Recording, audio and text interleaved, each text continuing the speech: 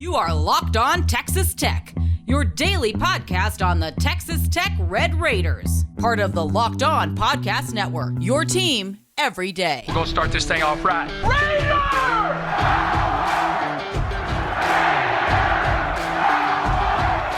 Everything runs through Lubbock. Great to be with you on Locked On Texas Tech on the Locked On Podcast Network, your team every day, always free and available on YouTube or anywhere you get podcasts. This special bowl edition of the program brought to you by LinkedIn Jobs. These days, every new potential hire can feel like a high-stakes wager for your small business, and that's why LinkedIn Jobs is helping you find the right people for your team faster and for free. So post your job for free today at linkedin.com/lockedoncollege. Terms and conditions apply. With the only Chris Level, I'm Casey Cowan. And Chris, we will run the gamut here on this selection for Texas Tech. It's going to be the Independence Bowl for the Red Raiders. It's going to be December 16th on ESPN, 8:15 kickoff, God's time, that's Central Standard Time, as you get the California Golden Bears. We'll touch on some pros and cons, some things maybe we like about it, things you don't like so much about it, touch on what Cal has been so far this season. Holiday Bowl rematch coming back around. Took them a long time to cook that vengeance game up, I guess, but we're going to get that in some form or fashion. But I got to say, Chris, as far as the path to get back to a bowl game, obviously it was one that was up and down, roller coaster of a season. Didn't know if we'd be talking about a bowl selection for Texas Tech at various points earlier in the year. So credit the Red Raiders for finding a way to get here in general. And, now we have Independence Bowl things to consider. So what's the first reaction for you when you hear this come across and you hear it's going to be Tech and Cal from Shreveport? I have I was trying to think. I think I have watched – you're going to laugh at me because I've told you about my Shreveport escapades before. Yeah. I've actually been to this bowl game. I think I've actually seen – I think I watched Oregon and Virginia Tech play one year. This is 20-ish years ago, maybe even maybe 30 years ago. And I watched TCU play Virginia. It's a stadium that's been there a long time. It's right there on right off the main freeway. Obviously, the Red Raiders have played Ole Miss there twice in a bowl game. Shreveport is there's some casino activity and things like that. Shreveport's not just like the thriving metropolis that some other cities are.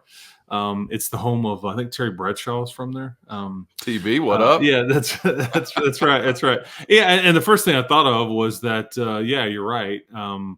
I think it's reminiscent of the 2004 Holiday Bowl, which was a big time moment. And I think Mike's kind of coaching tenure, it's kind of when you kind of started to get over the hump a bit and you kind of started to begin a bit of a run there when you kind of upset Cal in that one. And they were spurned by the BCS, I believe, in favor of Texas. Some irony there in this particular year. I don't know a lot about Cal. I think they've won 3 in a row. They don't really have, maybe some similarities here. I don't know. I guess is your most impressive win at Kansas. Their most impressive win is against, I don't really know. They kind of muddled through. They do have a 3-game winning streak. They've lost their OC. Jake Spavital is now the new OC at Baylor. They have a 12 to 1,300 yard rusher named Jaden Ott. They've got a handful of guys in the portal. You do too. And so, I see, and we have it like pros and cons. Pros, it's a Power 5 team. I think that's good. Yes, I think that's a positive. It's not, it's not Birmingham versus South Alabama or South Florida, excuse me.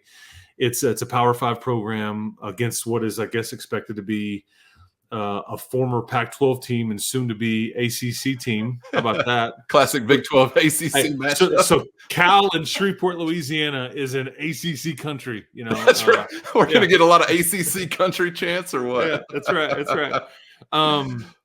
So that's a positive. I think playing on a Saturday night is a positive from the time slot and all those things. The negative is something that we've obviously already kind of previewed, in that It's not ideal for your fan base because of the basketball football scenario on the same exact night. I'm not even sure where I will be sent yet. I will be fortunate enough to be at one of these two events. I'm not sure where the folks at Learfield will say this is where we need you. And so and again, Callan, I think, and we'll get into this week. Who's playing in this game for you? Who's playing in it for Cal? Who's, whether it's portal, whether it's opt-outs, whether it's do any coaching changes happen between now and all that, and who, so these are, but I do think in some ways that one of the other pros, Callan, is that it is so quick because you can now kind of maintain a natural routine here. You can kind of roll into some of these recruiting weekends, and you just got to keep your kids engaged for a couple of weeks, and then you're going to play this game, boom. And then you have signing date the following Wednesday. You can send them home for Christmas and all those things, because bowl time is tricky. Trying to, how much time off do we give them? When do we get them back? Are they distracted because of finals? I mean, all kinds of dynamics. And so I think when you look at it, I think Joey probably preferred this one as opposed to maybe Phoenix on the 26th. I can't say that for sure. Really? What would that be rooted in? Well, and I think maybe because of the continuity and engagement and all those things. Gotcha. But I say that, I don't know if he actually would have preferred it, because, one of the other positives you'd have had by playing a later bowl game is the freshmen that would have gotten to practice. I say freshmen, your signees that would have gotten to have practiced more. So, I do think they would have wanted to play, because and think about it. If you would have gone to Phoenix, you'd have played the day after Christmas against UNLV. So you tell me, you rather play UNLV had a pretty good year now, but you rather play UNLV or you rather play Cal? I don't know. Half a dozen one, half a dozen the other, and it's not like the Power 5 designation is just all powerful and like a one win counts more than the other. I'm just saying, but I think a lot of people were like, I want to play one from one of the other Power 5 leagues. So, yeah, that phrase, by the way, is extinct as of now. As a matter of fact, doesn't even exist anymore. But we'll count them as that, I guess, for this go round. I'd much rather have Cal or someone like that wherever than a UNLV. You beat UNLV, Yahoo, good for you. You lose to UNLV, how embarrassing. And I'm not saying it's going to be that much different against Cal, but somewhere deep down inside of me, I'd rather have the matchup. I think if that was the comparison, those are the options. I'd rather have that matchup. Like I see, I think Iowa State in the Liberty against Memphis. Some of those types of settings and matchups. Just I think you fared better as far as that kind of thing goes. For whatever it's worth, still just 2 6-6 teams. And Cal's kind of interesting because, as you mentioned, they finished the season on a 3-game win streak. They housed UCLA most recently, 33-7. I don't know that they have a bad loss. Now, they got smoked by Washington early in the year, 59-32, and they did lose a 4-point game to Auburn in the second week of the season. But as you roll through Pac-12 play, 4 straight losses in the midst of their conference schedule against Oregon State by 12, Utah by 20, USC 50-49, Oregon 63-19. So, yeah, some of those margins are wide. But the teams that they're falling against have been some of the better ones this year, maybe save for the way that the Trojans kind of faded into oblivion as the season went on. But you get what I'm saying. So I don't know really what to make of Cal. I know that it'll probably be Red Raider heat and Red Raider heat alone that's providing any energy in that stadium. Cal people don't even know they have a football team or an athletics department for the most part. They're like at some robotics competition probably December 16th. I don't know. But I like a lot about this. The conflict as far as the basketball deal, I'm not going to get too up in arms about that, I don't guess. Probably a little bit more internally frustrating possibly for Texas Tech. And I'm sure some fans, this might affect travel plans or things that you would like to do to go see Tech and Vandy or go to this bowl game, whatever. But as far as the matchup and the time slot, I guess those are the things that I'm counting as the biggest pros. You're going to get a Saturday night double prime time. That's what happens at 8 o'clock as opposed to 7 o'clock. That's like pregame prime time. 8 o'clock, that's double prime time. So I'm grateful for that. And I think it will be, for the most part, within a distance that's amenable to Texas Tech fans traveling there and providing something that'll hopefully be fun for the team. But the team is going to be comprised of what exactly? And we're going to have to take some more time here this week. Chris already alluded to that, to figure out what exactly that roster is going to look like. But Chris, I do got to say, I find more pros than cons. And honestly, when you're in this kind of realm of bowl game, as far as, what echelon you're being slotted into, they just all kind of run together. To me, I'm one of those that thinks there's just way too many bowl games. So when you get past a certain point, it's kind of like, all right, one bowl game, how is it different from another? I'd rather be somewhere that a Tech fan base can travel to. Really is one of the things I think of first if you're considering so many of these others, like famous Idaho Potato Bowl. No thanks. I don't know how many Red Raiders will be making it there. So those are some of the pros to me. And I guess, even though personally I don't feel all that connish about that scheduling conflict, that's probably one of the few cons to this, I think. I really don't know. I know some people are like, Shreveport. You mentioned, not exactly the metropolis. They can't all be Lubbock, Texas. All right, so let's not hold it against them. But they serve gin and tonics. They do. That's right. So I like a lot about this. And honestly, when I saw the matchup, I was a little bit, I don't know if relieved is the right word, but I was happy with it. Today's episode brought to you by FanDuel. Heat up the action and keep the sports flames stoked this winter with America's #1 sportsbook and the official sportsbook of Locked On. There's nothing nicer than cuddling up by the warmth of a nice prop bet or a player parlay. And if you've been thinking about joining FanDuel, there's no better time to get in on the action with their safe, secure, and easy-to-use app where it's all at your fingertips. And of course, when you win with FanDuel, you're always paid instantly. And right now, new customers get $150 in bonus bets with any winning $5 money line bet. That's $150 back if your team wins. You'd be a fool not to take a bite out of that apple. So get to FanDuel.com/lockedon and sign up today for your shot at $150 in bonus bets with any $5 money line bet that hits with FanDuel, official partner of the NFL.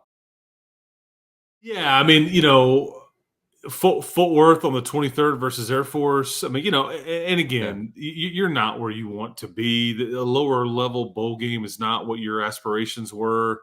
But making the best of the situation in the hand that you were dealt, because you're, and in some ways, it's like, man, I wish we were in a better game or whatever. Well, this is kind of what you earned, but you're thankful for the opportunity. Or you could be like Baylor and TCU and some of these other schools that are just like they're packing up and they're moving on with their season. I've already had exit meetings, and we'll see in the spring. So you certainly don't want to be in that category either. But considering what options were out there, I mean, this you could have done far worse. So, and I don't. It's the fascinating thing is this is the first time I've ever dealt with one of these that's been this early, because the one in Birmingham versus South Florida, I want to say that was on the 22nd or the 23rd. And that was the only time I've ever been a part of one of these that was before Christmas, because it's December's crazy for everybody anyways. And considering all the things that Texas Tech football is dealing with right now, you've had visitors in this weekend. You've got visitors coming in next weekend. You're officing and moving in a variety of different places right now on over at your football complex. They're about to tear a building down that's been there for 15 to 17 years. Within the next 24 hours, that's going to start to be leveled and all those things.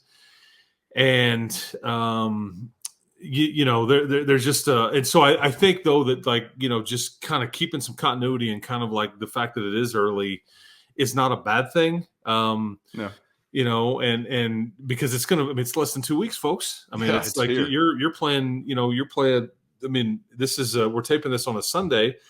That game is 2 weeks from yesterday. And so it will be fast and furious. And you start talking about game planning, watching film, and like, okay, what are we going to do? Who's playing? All that stuff. So we'll get into all that. But it is, it's kind of wild how quick it will be, because this is a new one for me. I really don't think this is the time to weep and gnash our teeth over the level of bowl game. We got to go all the way back to Laramie, Wyoming, if you want to begin that conversation. So that one's been in the dustbin for a long time. So if you hadn't come to grips with that, good grief, catch up. Before we get out of here, Chris, I wonder, sometimes I feel like as fans, we kind of overblow or overstate the practice component of this. Like, I know you got to be a really hardcore fan probably to just be watching this anyway. And some hardcore fans are like, oh my God, we don't get an extra 14 days for these practices and yada, yada, yada. I just really wonder from kind of an internal perspective, How really valuable are those? I mean, what kind of – it seems like a cherry on top to me, but it doesn't seem like something that is life support necessarily for a program. I mean, Mike Leach had extra practices every year, and you kind of were in the same realm every year, save for one or two. So what do you make of that part of the conversation, the extra practice time? It is different now than it's ever been because of the portal and because of the opt-out.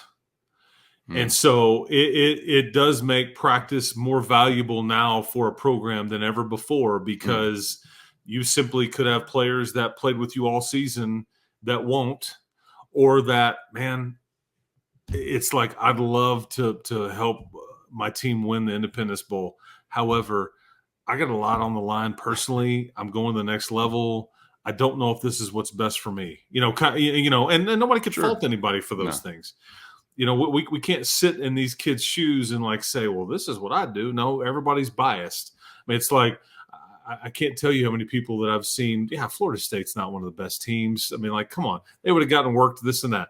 If you put Texas Tech on that helmet and Texas Tech on that jersey, and they are 13-0 in a league, you cannot tell me that you don't think Texas Tech would have gotten absolutely screwed. So we all come at it from a standpoint of what we want and all that. Right. But from a practice time standpoint, it is different now. There's going to be more freshmen that participate in this bowl game than in any other year because of the dynamics of the sport now. That's just the reality of it. And whether it's starter or two deep, so those practices, you're witnessing the jump start of your spring period or whatever right now. It just so happens at the end of this one, it's not a red and black game. It's a game that's televised and it counts. It's not very much so, because this is a difference in a winning or losing season this time around. I agree totally, and they give you a trophy for it. Red and black, the red and black game. The battle for the 806, I think Joey calls it. It's like the winning team gets ribeyes, the losing team gets chili dogs. And so, but no, this one they put a trophy up. They'll put it up in the bowl in the stadium and say, hey, you were here, and they'll put the logo on the truck as far as your truck that travels with your equipment across the country and all that stuff. So this is a little more meaningful, but it is different. I mean, it really is more so now than really ever before because of the dynamics we just laid out. I'm going to go, Josh. Go ahead. Yeah. Well, I was saying we'll try to do some of that as we get into portal entries and all those things as we kind of roll along this week. Yeah, and there's one particular guy I'm really wondering about on December 16th. I'm going to go Shawshank on you and wonder if there's going to be anything in that stadium that says Brooks was here. We've got questions to, I guess, ponder, and maybe we'll answer at some point over the next couple of weeks as the roster comes into shape. Portal entry list is growing, so we're getting into that on the next round. Coaching carousel radar is still turning fast and furiously as well. I feel like I've said fast and furiously 100 times in the last 7 days regarding a bevy of topics, but hope you'll join us for the next episode because we're getting into that and more, of course, getting set also for the Independence Bowl, December 16th. It is Tech and Cal. Looking forward to doing it again with you there tomorrow. Chris, appreciate the time today, man, and we'll see you tomorrow on the next round. Aaron Rodgers' alma mater will go down again. Yeah. They're still crying over not being in the BCS. Run and tell it.